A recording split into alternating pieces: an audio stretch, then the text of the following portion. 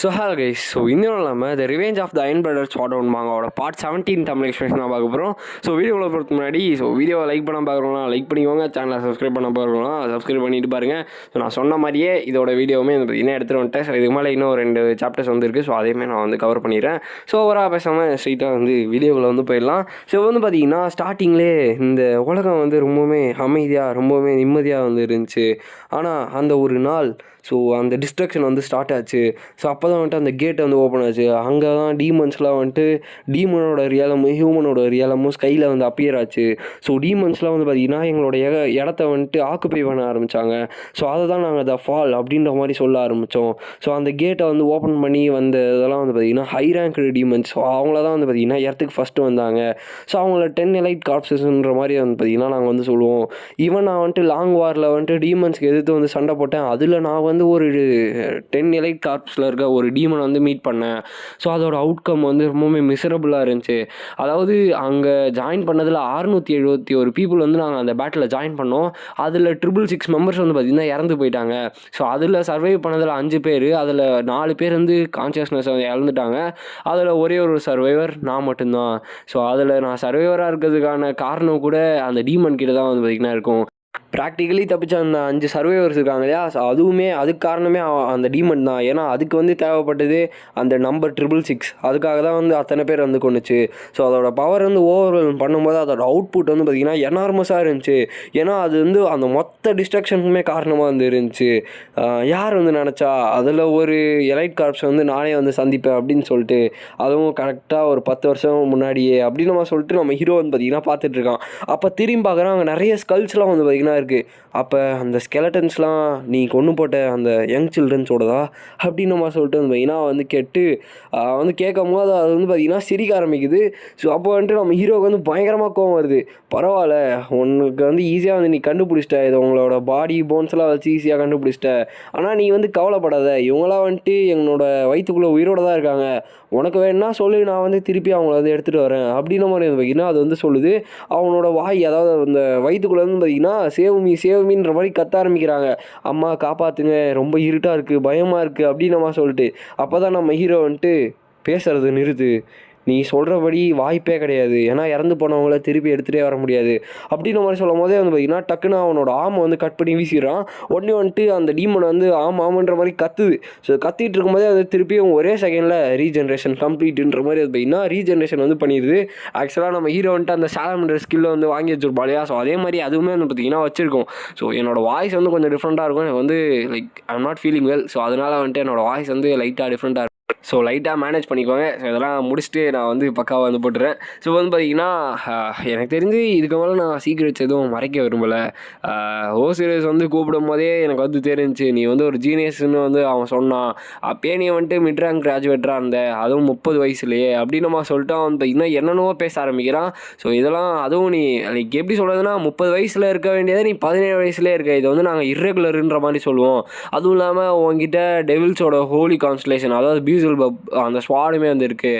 அப்போ உங்ககிட்ட ஃப்யூச்சரே பயங்கரமாக இருக்குது. அப்போ நீ கண்டிப்பாக எங்களோட பிளானில் ஒரு பெரிய சிக்கலாக இருப்பேன். உன்னை இங்கேயே நான் கொள்வது தான் நல்லதாக இருக்கும் அப்படின்னு நம்ம சொல்லிட்டு பார்த்திங்கன்னா சொல்லுது.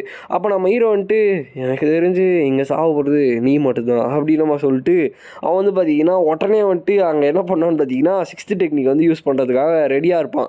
அப்போ தான் உன்னோட பேரில் வேனுன்ற அந்த மிடில் நேம் இருக்குது. ஸோ அதை சிக்னிஃபிகண்ட்டாக குறிக்கிறது அந்த லீ வேன், இது 2 இருக்கு இல்லையா. ஸோ இதுதான். ஸோ அந்த கொலாட்ரல் லைனும் அந்த இல்லெஜிட்டிமேட் லைனும் பார்த்திங்கன்னா எப்படி கனெக்ட் பண்ணுறாங்க. ஸோ அந்த 2 லைன் பார்த்திங்கன்னா 4th டெக்னிக் வரைக்கும் தான் லைக் கற்றுக்க முடியும். ஆனால் என்னை கண்டிப்பாக தோக்கடிக்க முடியாது, ஏன்னா எனக்கு 6th டெக்னிக் தெரியும் அப்படின்னு நம்ம சொல்லிட்டு அந்த செட் டீமன் இருக்கு இல்லையா. ஸோ அதை 6th டெக்னிக் யூஸ் பண்ணுது. உடனே நம்ம ஹீரோ பார்த்திங்கன்னா ரெடியாக இருக்கான். அப்போ தான் நம்ம ஹீரோவுமே 6th டெக்னிக் யூஸ் பண்ண ஆரம்பிச்சிடும். இவனுக்கு எப்படி 6th டெக்னிக் தெரியும். ஆனால் எனக்கு தெரிஞ்சு நான் தான் யோசிச்சு பார்த்தேனே முதல்ல, நான் ப்ரெடிக்ட் பண்ண மாதிரி இவனுக்கு நிறைய விஷயங்கள் தெரிஞ்சிருக்கு அப்படின்னு நம்ம சொல்லிட்டு அவன் யோசிச்சுட்டு இருக்கும்போதே பாஸ்கரோல் 7th டெக்னிக் அப்படின்னு நம்ம சொல்லிட்டு யூஸ் பண்ணுறான். ஸோ நானுமே பார்த்திங்கன்னா எதிர்பார்க்கல. ஏன்னா 7th ஃபேங், அதாவது 7th டெக்னிக் பார்த்திங்கன்னா யூஸ் பண்ணுறான். ஸோ இது எப்படி உனக்கு தெரியும், இது பேட்ரியார்க்கு மட்டும்தான் அலோடே, அதாவது இந்த டெக்னிக் தெரிஞ்சது பேட்ரியார்க்கு மட்டும் தான் அலோடே.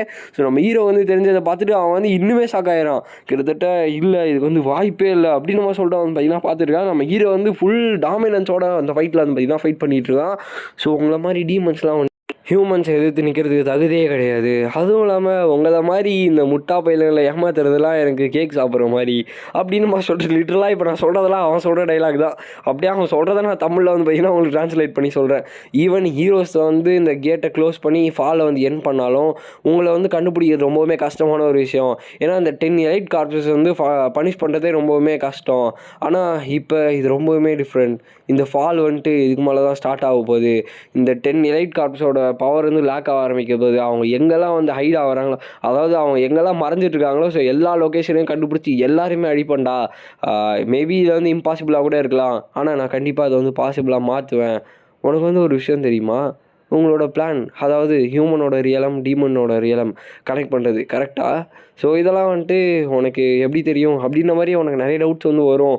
ஆனால் சீக்கிரமாக வந்துட்டு உன்னோட ஃப்ரெண்ட்ஸ் அப்புறம் உன்னோட பிளான் எல்லாத்தையும் கண்டுபிடிச்சி எல்லாத்தையும் கொல்ல போகிறேன்.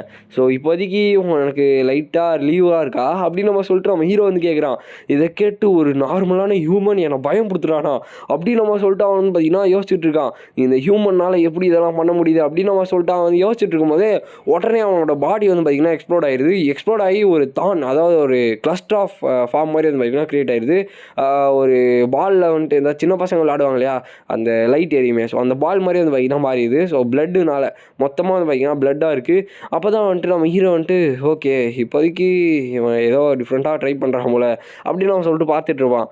ஸோ யோசிச்சு பார்க்கும்போது, அதாவது நான் ஆண்ட்ரூ மேலியஸ் ஒரு நார்மலான ஹியூமனுக்கு என்னோடய ட்ரூ ஃபார்மை காட்டுவேன் நான் யோசிச்சே பார்க்கல. ஸோ பார்த்துக்கோ அப்படின்னு நம்ம சொல்லிட்டு அவன் வந்து பார்த்திங்கன்னா அவனோட ஒரிஜினல் ஃபார்மோட வரான். பார்க்க காமெடியாக இருக்கான். ஆனால் என்ன பண்ணுறது, ஆத்தர் வந்து அப்படி பண்ணி வச்சுருக்காரு. சரி நான் வந்துட்டு உன்னை வந்து அக்னாலேஜ் பண்ணுறேன். உன்னோட பவர் வந்து அன்எக்ஸ்பெக்டடாக இருந்துச்சு. ஆனால் இதோட உன்னோட இது வந்து முடியாது. ஸோ என்னோட சர்பன்ஸ் கிட்டேருந்து நீ வந்து எப்படி தப்பிக்கிறேன் நான் வந்து யோசிச்சு பார்க்குறேன். ஸோ சீக்கிரமாக போய் அவனை வந்து கொன்னுருங்க அப்படின்னு அவன் சொல்லிட்டு வந்து பார்த்திங்கன்னா அமுச்சு வைக்கிறான். ஸோ அசால்ட்டாக நம்ம ஹீரோ வந்து பார்த்திங்கன்னா அந்த சர்பன்ஸ்லாம் வந்து வெட்ட ஆரம்பிக்கிறான், ஸ்லைஸ் பண்ண ஆரம்பிக்கிறான்.